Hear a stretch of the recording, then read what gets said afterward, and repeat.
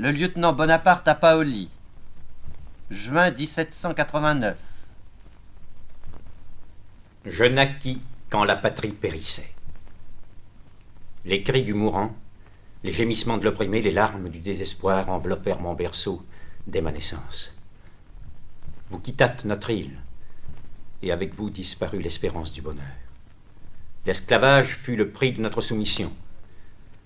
Les traîtres à la patrie ont, pour se justifier, semé la calomnie contre votre personne. En les lisant, mon ardeur s'est échauffée, et j'ai résolu de dissiper ces brouillards. Je veux noircir du pinceau de l'infamie ceux qui ont trahi la cause commune. Je veux, au tribunal de l'opinion publique, appeler ceux qui gouvernent, découvrir leur sourde menée. Jeune encore, mon entreprise peut paraître téméraire, mais l'amour de la vérité de mes compatriotes, cet enthousiasme me soutiendront. Si vous daignez, général, encourager un jeune homme que vous vîtes naître, j'oserais augurer favorablement du succès. Ma mère, Madame Laetitia, m'a chargé de vous renouveler le souvenir des années écoulées à Corté. Conversation entre le général Bonaparte et Roederer au sujet de l'hérédité impériale. 4 novembre 1804. Eh bien, monsieur Roederer, ce rapport sur l'hérédité impériale, dites-moi la vérité. L'avez-vous fait pour moi ou contre moi? Je jure à votre majesté qu'il n'a été vu que d'elle. Je vous crois. Mais d'où vient que vous placez Joseph sur la même ligne que moi? Que signifie cet éloge que vous faites avec tant d'affectation? Quoi, vous le présentez comme l'objet du vœu du peuple pour l'hérédité, autant que moi-même? Vous oubliez donc que mes frères ne sont rien que par moi, qu'ils ne sont grands que parce que je les ai fait grands. Je suis juste. Je l'ai été constamment depuis que je gouverne. J'ai été juste avec Joseph. À mon départ pour l'Égypte, je lui ai confié tout mon bien. Il ne m'en a pas encore rendu compte. Mais je suis devenu trop grand pour penser à cela. Ça a été l'ami de mon enfance. Je n'ai pas voulu qu'il ait à se plaindre de moi en aucun temps. J'ai donné, par égard pour lui, une place à Mio, une autre à un de ses amis nommé Jam, que je ne connais pas. Mais il faut en venir au vrai. Joseph n'est pas né pour régner. Il est plus vieux que moi. Je dois vivre plus que lui. Je me porte bien. Et puis il n'est pas né dans un rang assez élevé pour faire illusion. Je suis né dans la misère, il est né comme moi dans la dernière médiocrité, mais je me suis élevé par mes actions. Il est resté au point où sa naissance l'a placé. Mais que veut donc Joseph? Que prétend-il? Il se met en opposition avec moi, il réunit mes ennemis. Qui est-ce donc qui lui monte la tête? Il ne veut pas être prince. Il ne veut pas qu'on l'appelle monseigneur ni prince. Il écrit, il dit à ses amis qu'il ne veut pas qu'il y ait rien de changé entre eux. Il écrit cela à Madame de Staël et à d'autres. Est-ce qu'il prétend que l'État lui donne 2 millions pour se promener dans les rues de Paris en frac brun et en chapeau rond? J'ai sacrifié toutes mes jouissances personnelles pour être ce que je suis. J'avais autant qu'un autre le moyen de réussir dans la société. J'avais autant que personne de la fleurette et des talons rouges dans l'esprit. Ce n'est pas avec tout cela qu'on gouverne. Prétend-il me disputer le pouvoir? Je suis établi sur le roc. Sire, votre majesté me permettra-t-elle de lui dire ce que je pense de la situation du prince Joseph? Personne ne lui monte la tête, mais il me paraît être travaillé non du désir du pouvoir, mais de la crainte de se voir dépouillé du rang qu'il tient de vous-même. Il ne veut pas régner, mais ce qu'il possède, son rang de premier prince, de votre premier sujet, est une chose réelle. Pourquoi supposer que je veuille l'en priver? Pourquoi me supposer injuste? Je ne l'ai point été pour lui. Ma conduite avec ma femme prouve que la justice est ma règle. Il semble, sire, que l'intérêt de la grandeur soit d'une nature différente des autres, et qu'il renferme un virus particulier. Il me semble que vous êtes si fort que la maladie momentanée du prince Joseph ne devrait pas vous occuper un instant. Le pouvoir ne me rend pas malade, moi. Il m'engraisse. Je me porte mieux que jamais.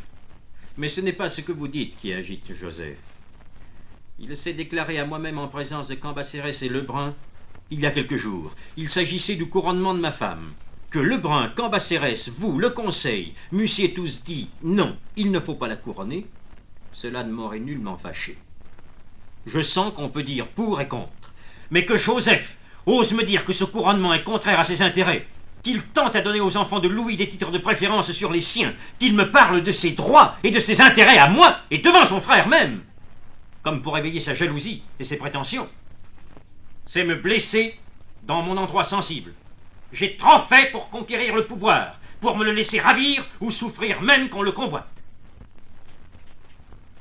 Ils sont jaloux de ma femme, d'Hortense, d'Eugène, de tout ce qui m'entoure. Eh bien, ma femme a des diamants et des dettes. Voilà tout. Eugène n'a pas 20 000 livres de rente. J'aime ces enfants-là parce qu'ils sont empressés à me plaire, toujours. S'ils se tirent un coup de canon, c'est Eugène qui va voir ce que c'est. Si j'ai un fossé à passer, c'est lui qui me donne la main. Les filles de Joseph ne savent pas encore qu'on m'appelle empereur. Elles m'appellent consul. Elles croient que je bats leur mère, au lieu que le petit Napoléon. Quand il passe devant les grenadiers dans le jardin, leur cri « Vive Nonon, le soldat !» J'aime Hortense. Oui. Je l'aime. Elle et son frère prennent toujours mon parti, même contre leur mère, quand elle se fâche pour quelques filles ou quelques misères semblables. Ils lui disent « Eh bien, c'est un jeune homme, tu as tort, il a bien assez de mal, il nous fait assez de bien. » Si pendant que je suis au conseil, Hortense demandait à me voir, je sortirais pour la recevoir. Si Madame Murat me demandait, je ne sortirais pas. Avec elle, il faut toujours que je me mette en bataille rangée. Pour faire entendre mes vues à une petite femme de ma famille, il faudrait que je lui fisse des discours aussi longs qu'au Sénat ou au Conseil d'État. Ils disent que ma femme est fausse et que les empressements de mes enfants sont étudiés. Eh bien, je le veux. Ils me traitent comme un vieil oncle. Cela fait toujours la douceur de ma vie. Je deviens vieux. J'ai 36 ans. Je veux du repos. Et puis, on parle toujours de ma mort, toujours ma mort. C'est une triste idée à me mettre toujours sous les yeux. Si au couronnement, Madame Joseph ne veut pas porter la traîne de la robe de l'impératrice, et ce n'est pas la robe de l'impératrice, c'est le manteau impérial. Madame Girardin, veuve d'un duc et père, dira qu'elle ne veut pas porter le manteau d'une bourgeoise de Marseille. Fouché a demandé à Jaucourt s'il aurait fait cette difficulté pour Marie-Antoinette. Il a répondu « Ah, c'est bien différent, c'était une chose ancienne et consacrée. » Et, sans doute. Mais c'est parce qu'aujourd'hui la chose est nouvelle qu'il faut la soutenir avec plus de solennité. Je vous charge de dire à Joseph que je n'ai pas voulu que le rapport fait au Sénat le plaçât sur la même ligne que moi et annonça que le peuple a voté sur lui comme sur moi. Il n'est appelé à ma succession que pour prévenir le malheur de tomber dans une minorité. Si sa femme, qui ne fait pas plus de garçons que la mienne, lui en fait, je le préférerais peut-être au petit Louis. Je prendrai celui qui annoncera le plus de talent. Lettre du général Bonaparte à Joséphine de Beauharnais. Décembre 1795.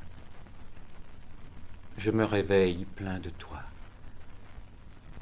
Ton portrait et l'enivrante soirée d'hier n'ont pas laissé de repos à mes sens. Douce et incomparable Joséphine, quel effet bizarre faites-vous sur mon cœur? Vous vois-je triste? Êtes-vous inquiète? Il n'est point de repos pour votre ami. Mais en est-il davantage pour moi, lorsque, me livrant aux sentiments profonds qui me maîtrisent, je puise sur votre cœur et sur vos lèvres une flamme qui me brûle. Tu pars à midi, je te verrai à 3 heures. En attendant, mio dolce amore, un millier de baisers. Mais ne m'en donne pas, car il brûle mon sang. Lettre de Joséphine de Beauharnais à une de ses amies.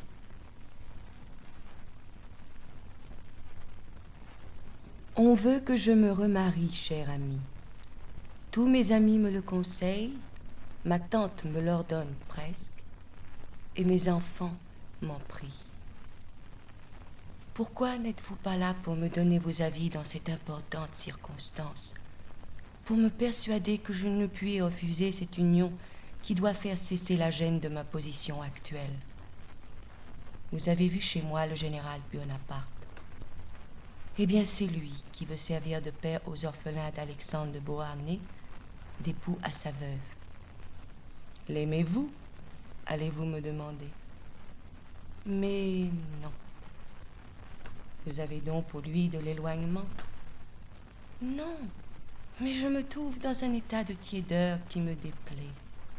Bonaparte a toujours paru fatigant à une créole nonchalante qui trouve infiniment plus commode de suivre la volonté des autres. J'admire le courage du général, l'étendue de ses connaissances sans toute chose. Mais je suis effrayée, je l'avoue, de l'empire qu'il semble vouloir exercer sur tout ce qui l'entoure. Son regard scrutateur a quelque chose de singulier qui ne s'explique pas, mais qui impose même au chef du directoire. Jugez s'il doit intimider une femme. Enfin, ce qui devrait me plaire, la force d'une passion dont il parle avec une énergie qui ne me permet pas de douter de sa sincérité, est précisément ce qui arrête le consentement que je suis souvent prête à lui donner. Ayant passé la première jeunesse, puis-je espérer conserver longtemps cette tendresse violente qui, chez le général, ressemble à un accès de délire. Barras assure que si j'épouse le général, il lui faut obtenir le commandement en chef de l'armée d'Italie. Hier, Bonaparte, en me parlant de cette faveur qui fait déjà murmurer ses frères d'armes, quoiqu'elle ne soit pas encore accordée, croit-il, me disait-il, que j'ai besoin de protection pour parvenir? Ils seront tous trop heureux un jour que je veuille bien leur accorder la mienne. Mon épée est à mon côté, et avec elle, j'irai loin. Que dites-vous de cette certitude de réussir? N'est-elle pas une preuve d'une confiance provenant d'un amour-propre excessif?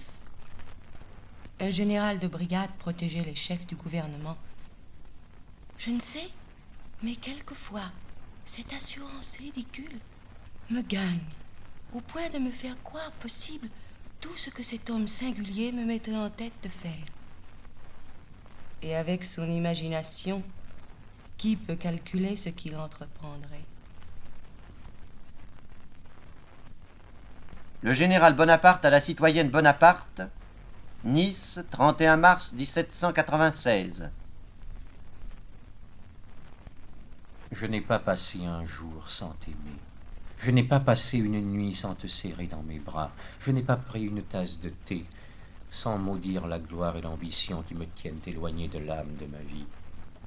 Au milieu des affaires, à la tête des troupes, en parcourant les camps, mon adorable Joséphine est seule dans mon cœur. Occupe mon esprit, absorbe ma pensée. Si je m'éloigne de toi avec la vitesse du torrent du Rhône, c'est pour te revoir plus vite. Si, au milieu de la nuit, je me lève pour travailler, c'est que cela peut avancer de quelques jours l'arrivée de ma douce amie. Et cependant, dans ta lettre du 23, du 26 Ventose, tu me traites de vous. Vous toi-même? Ah, mauvaise, comment as-tu pu écrire cette lettre? Qu'elle est froide. Ah, que sera-ce dans 15 jours? Mon âme est triste, mon cœur est esclave et mon imagination m'effraie. Un jour tu ne m'aimeras plus, dis-le-moi. Je saurai au moins mériter le malheur. Et adieu, femme, tourment, bonheur, espérance et âme de ma vie que j'aime, que je crains, et qui m'inspire des sentiments tendres qui m'appellent à la nature, et des mouvements impétueux aussi volcaniques que le tonnerre. Je ne te demande ni amour éternel, ni fidélité, mais seulement vérité, franchise sans borne. Le jour où tu me diras je t'aime moins sera le dernier de mon amour ou le dernier de ma vie. Si mon cœur était assez vil pour aimer sans retour, je le hacherais avec les dents. Joséphine, Joséphine, souviens-toi de ce que je t'ai dit quelquefois. La nature m'a fait l'âme forte et décidée. Elle t'a bâti de dentelle et de gaze. As-tu cessé de m'aimer? La guerre cette année n'est plus reconnaissable. J'ai fait donner de la viande, du pain, des fourrages. Ma cavalerie armée marchera bientôt.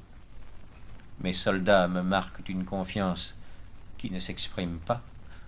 Toi seul me chagrine, toi seul, le plaisir et le tourment de ma vie. Un baiser à tes enfants dont tu ne parles pas, pardi. Cela allongerait tes lettres de moitié. Les visiteurs à 10 heures du matin n'auraient pas le plaisir de te voir. Sam!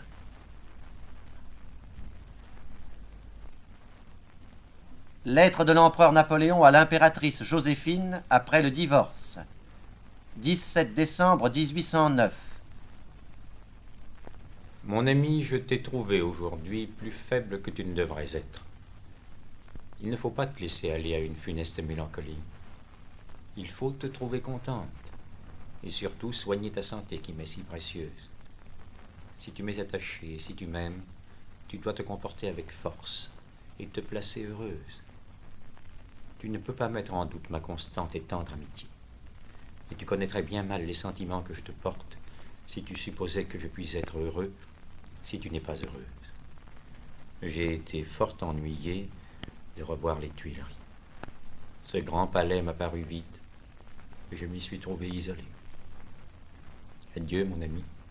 Dors bien. Songe que je le veux.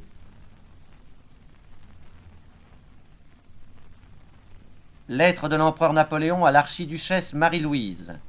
1810. Ma cousine, les brillantes qualités qui distinguent votre personne nous ont inspiré le désir de la servir et honorer. En nous adressant à l'empereur votre père pour le prier de nous confier le bonheur de votre Altesse impériale, pouvons-nous espérer qu'elle agréera les sentiments qui nous portent à cette démarche? Pouvons-nous nous flatter qu'elle ne sera pas déterminée uniquement par le devoir de l'obéissance à ses parents? Pour peu que les sentiments de votre Altesse impériale aient de la partialité pour nous, nous voulons les cultiver avec tant de soin et prendre à tâche si constamment de lui complaire en tout que nous nous flattons de lui être agréable un jour. C'est le but auquel nous voulons arriver et pour lequel nous prions votre Altesse de nous être favorable. Napoléon. Lettre de l'empereur Napoléon à l'impératrice Marie-Louise. 9 juin 1812. Ma bonne Louise, je n'ai pas de lettre de toi depuis celle du 4, au moment où tu partais pour la Bohême. Mais j'espère en recevoir ce soir et apprendre que tu es contente de tes sœurs et de te trouver dans ta famille. Je suis à cheval dès 2 heures du matin. Je rentre à midi, je dors 2 heures et je vois des troupes le reste du jour. Ma santé est fort bonne. Le petit roi se porte bien. Il va être sevré. J'espère que tu en as reçu des nouvelles. Il me tarde bien de te voir, malgré mes occupations et les fatigues. Je sens quelque chose qui manque. La douce habitude de te voir plusieurs fois dans le jour. Addio, mia bene. Porte-toi bien. Sois gaie, contente. C'est le moyen de me faire plaisir. Ton fidèle époux. Île d'Elbe. 18 août 1814. Ma bonne Louise, je t'ai écrit souvent. Je suppose que tu as fait de même. Cependant, je n'ai reçu aucune de tes lettres depuis celle de quelques jours de ton départ de Vienne. Je n'ai reçu aucune nouvelle de mon fils. Cette conduite est bien bête et atroce. Madame est ici et se porte bien. Elle est bien établie. Je suis bien portant. Ton logement est prêt et je t'attends dans le mois de septembre pour faire la vendange. Personne n'a le droit de s'opposer à ton voyage. Je t'ai écrit là-dessus. Viens donc. Je t'attends avec impatience. Tu sais tous les sentiments que je te porte. Je ne t'écris pas plus au long, puisqu'il est possible que cette lettre ne te parvienne pas. La princesse Pauline sera ici au milieu de septembre. Voilà ta fête, je te la souhaite bonne. Plains-toi de la conduite que l'on tient, empêchant une femme et un enfant de m'écrire. Cette conduite est bien vile. Addio, mia bene.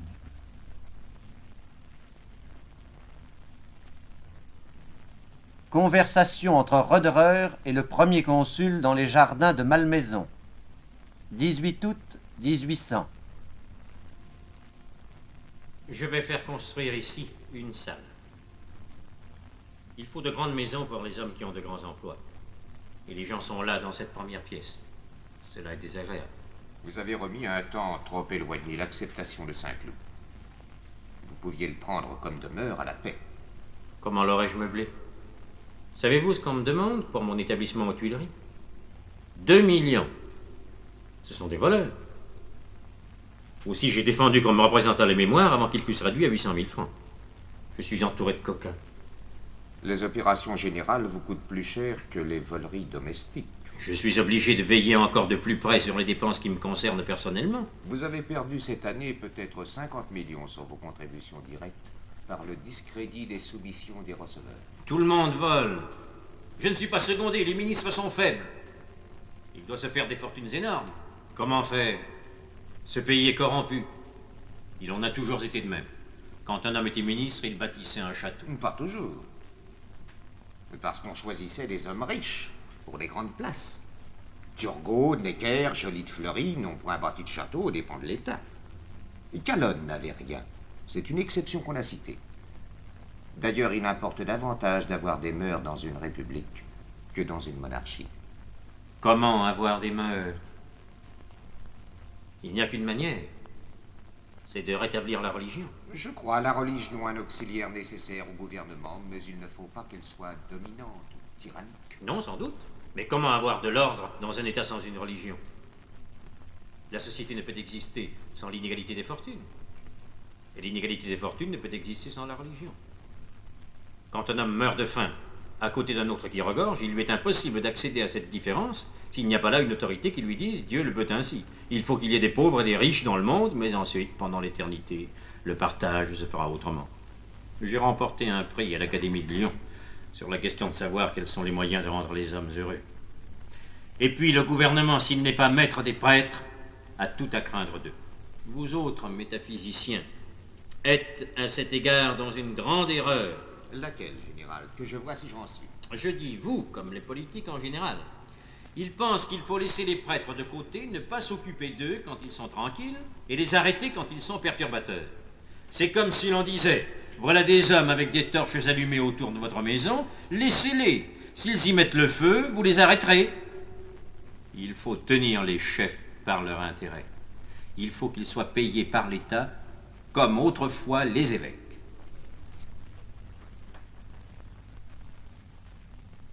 Déclaration du premier consul au cours d'une discussion sur l'esclavage au Conseil d'État. 16 août 1800. Moi, un magot royal, puis-je être comparé à Louis XVI? J'écoute tout le monde, mais ma tête est mon seul conseil. Il y a une classe d'hommes qui a fait plus de mal à la France que les plus forcenés révolutionnaires. Ce sont les phraseurs et les idéologues, esprits vagues et faux. Il vaudrait mieux s'ils avaient reçu quelques leçons de géométrie. Ma politique, c'est de gouverner les hommes comme le grand nombre veut l'être. C'est en me faisant catholique que j'ai fini la guerre de Vendée, en me faisant musulman que je me suis établi en Égypte, en me faisant ultramontain que j'ai gagné les prêtres en Italie. Si je gouvernais un peuple de juifs, je rétablirais le temple de Salomon. Aussi, je parlerai de liberté dans la partie libre de Saint-Domingue. Je confirmerai l'esclavage à l'Île-de-France et même dans la partie esclave de Saint-Domingue, en me réservant d'adoucir et limiter l'esclavage là où je le maintiendrai, de rétablir l'ordre et de maintenir la discipline là où je maintiendrai la liberté. Note prise par Roederer en vue d'un éloge du premier consul. Quand on présente un projet de règlement ou de loi au premier consul, il est rare qu'il ne fasse pas les questions suivantes. Voilà un projet. Est-il complet? Tous les cas sont-ils prévus? Pourquoi ne vous occupez-vous pas de ceci? Cela est-il nécessaire à dire? Cela est-il utile? Cela est-il juste? Comment cela était-il autrefois? À Rome, en France? Comment cela est-il maintenant? Comment cela est-il ailleurs? Dans les discussions les plus abstraites, les plus embarrassées, il se retrouve toujours à l'une de ces deux questions. cela est-il juste? Cela est-il utile? Quand il dit « cela n'est pas juste », sa voix a un accent tout particulier. Quand il l'a dit une fois, il le dit une, deux, trois fois, en donnant à chaque fois une nouvelle raison. C'est dans la discussion du Code civil que le premier consul a montré cette puissance d'attention et cette sagacité d'analyse qu'il peut porter 20 heures de suite sur une même affaire, si la complication l'exige, ou sur divers objets, sans en mêler aucun. Je n'ai jamais vu son esprit là. Je n'ai jamais vu son esprit sans ressort, même dans la fatigue du corps, même dans l'exercice le plus violent, même dans la colère. Je ne l'ai jamais vu distrait d'une affaire par une autre, surtout de celle qu'il discute pour songer à celle qu'il vient de discuter ou à laquelle il va discuter. Un jour, à 2 heures du matin, dans un conseil d'administration, le ministre de la Guerre s'endormit. Plusieurs membres tombaient dans la lassitude. Il dit « Allons, allons, citoyens, réveillons-nous. Il n'est que 2 heures. Il faut gagner l'argent que nous donne le peuple français. » Considération de Napoléon sur la stratégie. La science militaire consiste à bien calculer toutes les chances d'abord, et ensuite à faire exactement, presque mathématiquement, la part du hasard. C'est sur ce point qu'il ne faut pas se tromper, et qu'une décimale de plus ou de moins peut tout changer. Or, ce partage de la science et du travail ne peut se caser que dans une tête de génie, car il en faut partout où il y a création. Et certes, la plus grande improvisation de l'esprit humain est celle qui donne de l'existence à ce qui n'en a pas. Le hasard demeure donc toujours un mystère pour les esprits médiocres et devient une réalité pour les hommes supérieurs. Turenne n'y pensait guère et n'avait que de la méthode. Je crois que je l'aurais battu. Condé s'en doutait, plus que lui. Mais c'est par impétuosité qu'il s'y livrait. Le prince Eugène étant de ceux qui l'ont le mieux apprécié. Henri IV a toujours mis la bravoure à la place de tout, il n'a livré que des combats. Il ne se fut pas tiré d'une bataille rangée. C'est un peu par démocratie qu'on a tant vanté Catinat. J'ai pour mon compte remporté une victoire là où il fut battu. À peu d'exceptions près, c'est à la troupe la plus nombreuse que la victoire est assurée. L'art de la guerre consiste donc à se trouver en nombre supérieur sur le point où l'on veut combattre. Votre armée est-elle moins nombreuse que celle de l'ennemi? Ne laissez pas à l'ennemi le temps de réunir ses forces. Surprenez-le dans ses mouvements, et vous portant avec rapidité sur les divers corps que vous aurez eu l'art d'isoler. Combinez vos manœuvres de manière à pouvoir opposer dans toutes les rencontres votre armée entière à des divisions d'armées. C'est ainsi qu'avec des armées moitié moins fortes que celles de l'ennemi, vous serez toujours plus fort que lui sur le champ de bataille.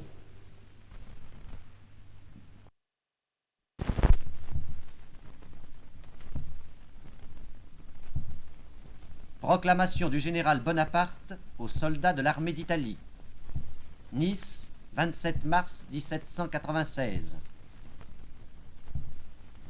Soldats, vous êtes nus, mal nourris. Le gouvernement vous doit beaucoup, il ne peut rien vous donner. Votre patience, le courage que vous montrez au milieu de ces rochers sont admirables. Mais ils ne vous procurent aucune gloire. Aucun éclat ne rejaillit sur vous. Je veux vous conduire dans les plus fertiles plaines du monde. Des riches provinces seront en votre pouvoir. Vous y trouverez honneur, gloire, richesse. Soldats d'Italie, manqueriez-vous de courage ou de conscience?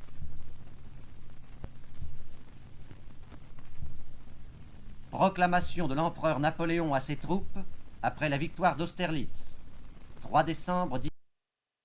Vous avez à la journée d'Austerlitz justifié tout ce que j'attendais de votre intrépidité. Vous avez décoré vos aigles d'une immortelle gloire. Une armée de 100 000 hommes, commandé par les empereurs de Russie et d'Autriche, a été en moins de 4 heures ou coupé ou dispersé. Ce qui a échappé à votre fer s'est noyé dans les lacs. 40 drapeaux, les étendards de la garde impériale de Russie, 120 pièces de canon, 20 généraux, plus de 30 000 prisonniers sont le résultat de cette journée à jamais célèbre. Cette infanterie tant vantée et en nombre supérieur n'a pu résister à votre choc. Et désormais, vous n'avez plus de rivaux à redouter. Soldats,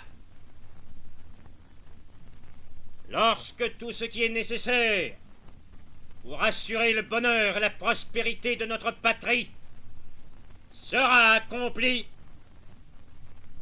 je vous ramènerai en France. Là, vous serez l'objet de mes plus tendres sollicitudes. Mon peuple vous reverra avec joie, et il vous suffira de dire « J'étais à la bataille d'Austerlitz » pour que l'on réponde « Voilà un brave ».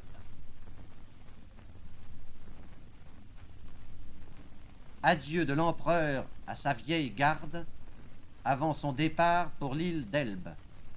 20 avril 1814. Soldats de ma vieille garde, je vous fais mes adieux. Depuis 20 ans, je vous ai trouvé constamment sur le chemin de l'honneur et de la gloire. Dans ces derniers temps, comme dans ceux de la prospérité, vous n'avez cessé d'être des modèles de bravoure et de fidélité. Avec des hommes tels que vous, notre cause n'était pas perdue. Mais la guerre était interminable.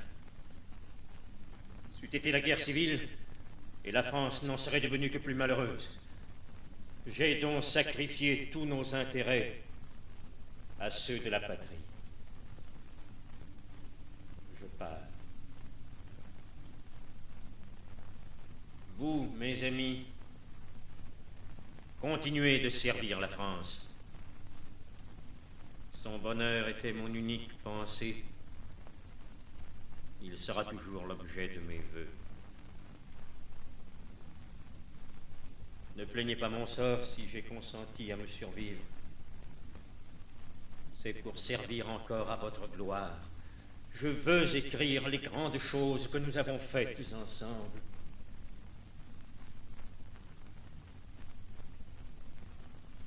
Adieu, mes enfants. Je voudrais vous presser tous sur mon cœur. Que j'embrasse au moins votre drapeau.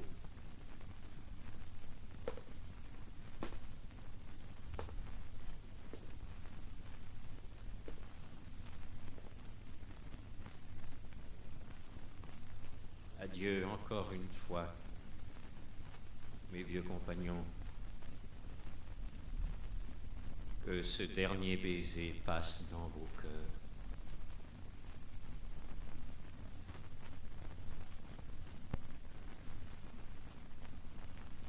Présentation du soldat Coignet au premier consul à l'issue de la bataille de Montebello. À l'entrée du village de Montebello, voilà la charge qui bat. Je me trouvais à la première section, au 3e rang, par mon rang de taille. En sortant du village, une pièce de canon fit feu à mitraille sur nous, mais ne fit de mal à personne. Le capitaine Merle crie pour prévenir le second coup. À droite et à gauche, dans les fossés! Et comme je n'avais pas entendu le commandement de mon capitaine, je me trouvais tout à fait à découvert. Alors je cours sur la pièce, je dépasse nos tambours et tombe sur les canonniers autrichiens. Ils finissaient de charger, ils ne me virent pas, et j'allais passer à la baïonnette tous les 5. Et moi de sauter sur la pièce, et mon capitaine de m'embrasser en passant. Il me dit de garder la pièce, ce que je fis, et nos bataillons se jetèrent sur l'ennemi. Je ne restai pas longtemps là, le général Berthier vint au galop et me dit: que fais-tu là? Mon général, vous voyez mon ouvrage? C'est à moi cette pièce, je l'ai prise tout seul. Comment t'appelles-tu? Jean-Roch Coignet. Ta demi-brigade, 96e. Ta compagnie, première. Ton capitaine, Merle. Tu diras à ton capitaine qu'il t'amène à 10 heures près du consul. Laisse là ta pièce. Le soir, en arrivant près de Berthier, mon capitaine lui dit: voilà mon grenadier qui a pris la pièce. Puis il m'a sauvé la vie et a délivré mon premier sergent. Il a tué 3 grenadiers hongrois. Je vais le présenter au consul. Le général Berthier et mon capitaine vont près du consul et lui parlent un peu de temps. On me fait approcher. Le consul vint et me prit par l'oreille. Et moi, je croyais que c'était pour me gronder. Mais pas du tout. C'était de l'amitié. Me tenant par l'oreille, il me dit: combien as-tu de service? C'est la première fois que je fais le feu. Ah, c'est bien débuté. Berthier, marque-lui un fusil d'honneur. Tu es trop jeune pour être dans ma garde, il faut 4 campagnes. Berthier, marque-le de suite et porte-le dans le portefeuille des notes. Va, tu viendras dans ma garde. Conversation entre Napoléon et le général Rapp après le retour de l'île d'Elbe. Mars 1815. Vous voilà, monsieur le général Rapp. Vous vous êtes fait bien désirer. Vouliez-vous réellement vous battre contre moi? Oui, sire. Foutre, je savais bien que vous étiez devant moi. Si l'on se fût battu, j'aurais été vous chercher sur le champ de bataille. Je vous aurais fait voir la tête de Méduse. Auriez-vous osé tirer sur moi? Sans doute. C'est trop fort. Mais les soldats ne vous auraient pas obéi. Si vous aviez tiré un seul coup, vos paysans vous auraient lapidé. Vous conviendrez, sire, que la position était pénible. Vous abdiquez, vous partez, vous nous engagez à servir le roi Louis XVIII, vous revenez. Alliez-vous souvent aux Tuileries? Comment vous traitez ces gens-là? Cajoler d'abord, mais ensuite à la porte. Voilà ce qui vous attendait tous. Car enfin, vous n'étiez pas leurs hommes. Vous ne pouviez leur convenir. Il faut d'autres titres, d'autres droits pour leur plaire. Avez-vous lu le pamphlet de Chateaubriand qui ne m'accorde même pas du courage sur le champ de bataille? Ne m'avez-vous pas vu quelquefois au feu? Suis-je un lâche? C'est maintenant qu'ils vont crier à l'ambition. C'est là l'éternel reproche. Ils ne savent dire autre chose. Comment suis-je ambitieux, moi, étant gros comme moi, quand on a de l'ambition? Alors, monsieur le général Rapp, il faut encore une fois servir la France, et puis nous nous retirerons d'où nous sommes. Convenez, sire, vous avez eu tort de ne pas faire la paix à Dresde. Vous traitiez mes rapports de pamphlets, vous me faisiez des reproches. Vous ignorez ce qu'eût été une paix semblable. Aurais-tu peur de recommencer la guerre, toi qui as été 15 ans mon aide de camp? Lors de ton retour d'Égypte à la mort de Dessay, tu n'étais qu'un soldat, j'ai fait de toi un homme. Aujourd'hui, tu peux prétendre à tout. Je n'oublierai jamais ta conduite à la retraite de Moscou. Ney et toi, vous êtes de ceux qui ont l'âme fortement trempée. D'ailleurs, à ton siège de Danzig, tu as fait plus que l'impossible. Allons! Un brave d'Égypte d'Austerlitz ne peut m'abandonner. Tu prendras le commandement de l'armée du Rhin, pendant que je traiterai avec les Prussiens et les Russes. J'espère que d'ici 1 mois, tu recevras ma femme et mon fils à Strasbourg. Je veux que dès ce soir, tu fasses ton service d'aide de camp près de moi. Entretien privé avec Metternich. 25 août 1808. Ne soyons ni empereur des Français, ni ambassadeur d'Autriche. Je vous parlerai comme à un homme que j'estime. Et ne faisons pas de phrases. Nous ne sommes pas ici, comme l'autre jour, à la réception du corps diplomatique en présence de tout un auditoire. Je regarde tout comme fini.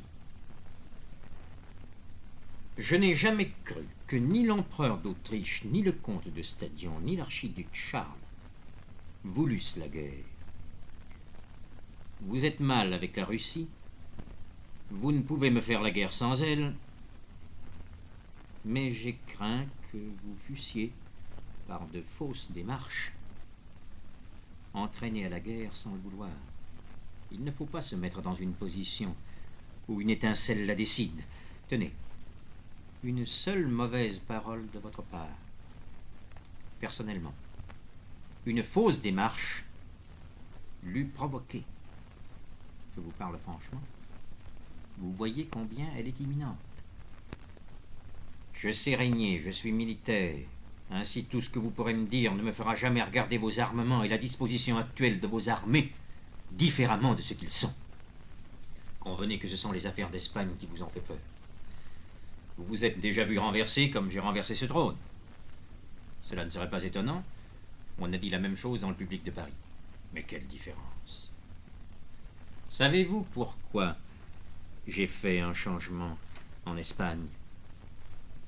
Parce que j'avais besoin de tranquillité complète dans mon dos. Parce que l'Espagne, au lieu de mettre ses capitaux dans sa marine dont j'ai besoin pour forcer l'Angleterre à la paix, elle devient tous les jours plus intraitable. Les dépensait au renforcement de son armée qui ne pouvait servir que contre moi. Je ne puis les en blâmer, j'étais devenu trop fort pour eux. Enfin, le trône était occupé par des Bourbons, ce sont mes ennemis personnels. Eux et moi ne pouvons occuper en même temps des trônes en Europe. Les autres dynasties n'ont pas cela de commun avec la leur. Je fais une grande différence entre la maison d'Autriche, la maison de Lorraine et celle des Bourbons. Pourquoi croire à mon ambition extrême, démesurée?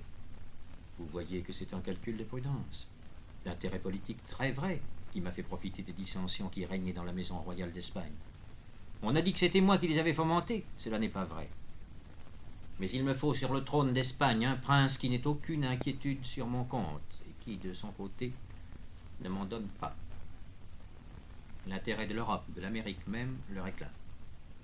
Ce qui m'a peiné, c'est que l'on ait nié à Vienne les armements que vous préparez.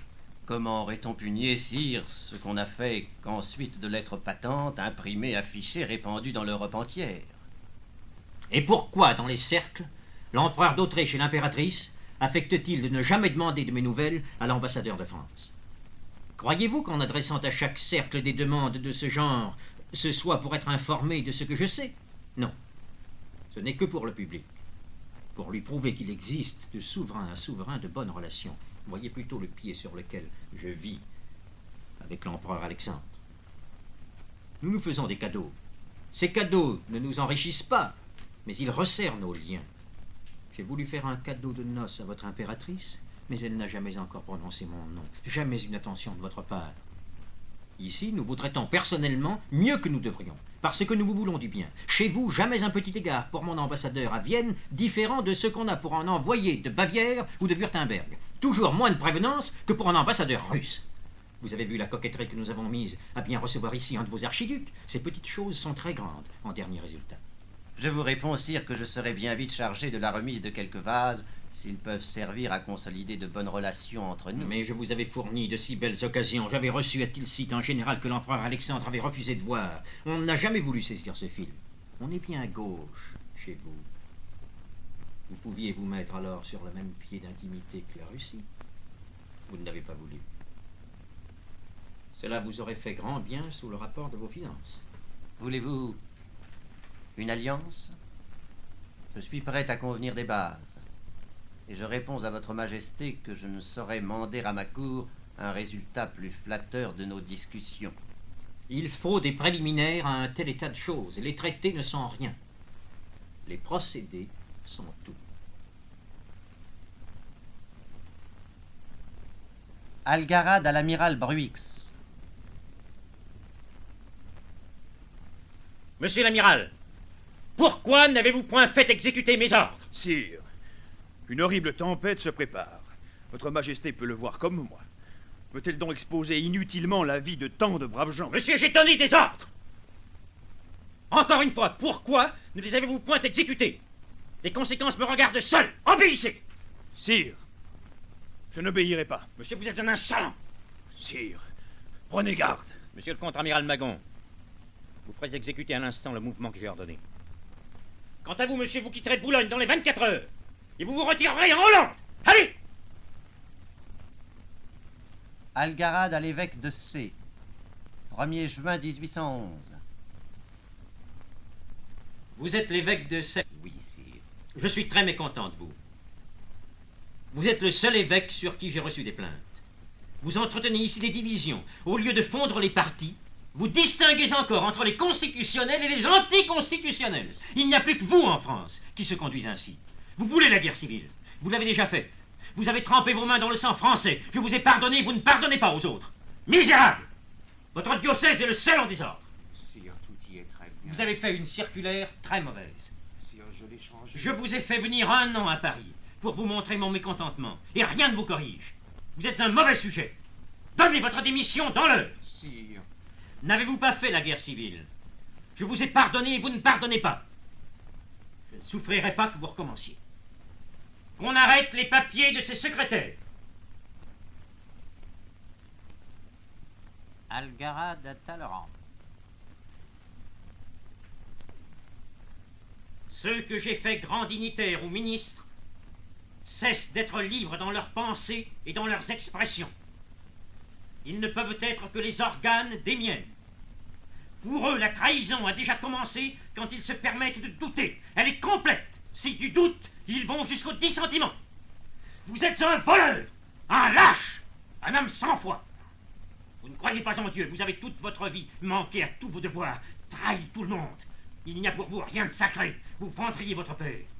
Je vous ai comblé de biens, et il n'y a rien dont vous ne seriez capable contre moi. Ainsi, depuis 10 mois, vous avez l'impudeur, parce que vous supposez à tort et à travers que mes affaires d'Espagne vont mal, à dire à qui veut l'entendre que vous avez toujours blâmé mon entreprise sur ce royaume, tandis que c'est vous qui m'en avez donné la première idée, qui m'y avez persévérément poussé.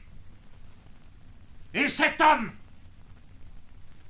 ce malheureux duc d'Enghien, par qui ai-je été averti du lieu de sa résidence? Qui m'a excité à sévir contre lui? Quels sont donc vos projets? Que voulez-vous? Qu'aspirez-vous? Osez le dire. Vous mériteriez que je vous brisasse comme verre.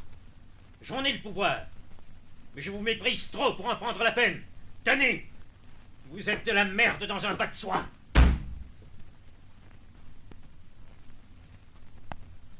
Quel dommage qu'un si grand homme soit si mal élevé. Lettre du général Bonaparte à Bourrienne. 25 janvier 1798. Je ne veux pas rester ici. Il n'y a rien à faire. Ils ne veulent rien entendre. Je vois que si je reste, je suis coulé dans peu. Tout s'use ici, je n'ai déjà plus de gloire. Cette petite Europe n'en fournit pas assez. Il faut aller en Orient. Toutes les grandes gloires viennent de là. Si la réussite d'une descente en Angleterre me paraît douteuse, comme je le crains, l'armée d'Angleterre deviendra l'armée d'Orient, et je vais en Égypte. L'Orient n'attend qu'un homme. Lettre de Napoléon à l'empereur des Perses. 17 février 1805. La renommée qui publie tout t'a fait savoir ce que je suis, ce que j'ai fait. Comment j'ai élevé la France au-dessus de tous les peuples d'Occident. Par quelles marques éclatantes j'ai montré aux rois de l'Orient l'intérêt que je leur porte. Les hommes de l'Orient ont du courage et du génie. Mais l'ignorance de certains arts et la négligence d'une certaine discipline qui multiplie la force et l'activité des armées leur donnent un grand désavantage dans la guerre contre les hommes du Nord et de l'Occident. Tu me feras connaître ce que tu désires, et nous renouvellerons les rapports d'amitié et de commerce qui ont autrefois existé entre ton empire et le mien. Écrit en mon palais impérial des Tuileries, le 27 pluviose an 13, et de mon règne le 1er, Napoléon. Déclaration de l'empereur Napoléon sur sa politique orientale. On veut savoir où nous allons. Nous en finirons avec l'Europe. Nous nous jetterons ensuite comme des voleurs sur de moins courageux voleurs pour nous emparer des Indes, dont les Anglais se sont rendus les maîtres. Alexandre était parti d'aussi loin que Moscou pour atteindre le Gange. Je me le suis dit, depuis Saint-Jean d'Acre. Aujourd'hui, c'est d'une extrémité de l'Europe qu'il me faut reprendre l'Asie à revers pour y atteindre l'Angleterre. Supposez Moscou pris, la Russie abattue, le tsar réconcilié ou mort de quelque complot de palais. Peut-être un autre trône, nouveau et dépendant. Et dites-moi si pour une armée de Français et d'auxiliaires partis de Tiflis, il n'y a pas d'accès possible jusqu'au Gange. Qu'il suffit de toucher d'une épée française pour faire tomber dans toute l'Inde cet échafaudage de grandeur mercantile. Par là, du même coup, la France aurait conquis l'indépendance de l'Occident et la liberté des mers. Riposte de Napoléon à une attaque de Chateaubriand. Ne vous y trompez pas. Je suis un empereur romain, de la meilleure race des Césars, celle qui fonde. Chateaubriand m'a sourdement comparé à Tibère, qui ne remuait de Rome que pour aller à Caprée. Belle idée. Trajan, Dioclétien, Aurélien, à la bonne heure. Un de ces hommes nés d'eux-mêmes et qui soulevaient le monde. Vous, monsieur l'ambassadeur, qui savez bien l'histoire, est-ce que vous n'êtes pas frappé des ressemblances de mon gouvernement avec celui de Dioclétien? De ce réseau serré que j'étends si loin de ces yeux de l'empereur qui sont partout, et de cette autorité civile que j'ai su maintenir toute puissante dans un empire tout guerrier.